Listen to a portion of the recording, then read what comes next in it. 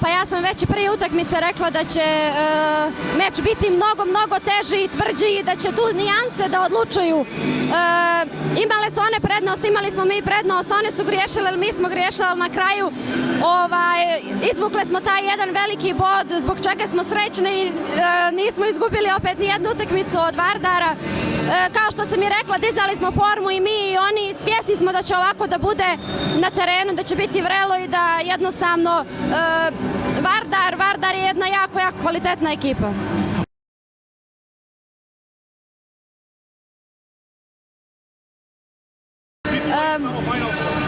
Pa naravno, svi žele da odu na Final Four, ali mi se spremamo da igramo utakmicu po utakmicu, stepenik po stepenik, ne razmišljamo puno unaprijed, već o sljedećoj situaciji koja je ispred nas, pa ako Bog da i da dođemo do Final Fora. Čestitke još jednom. Hvala.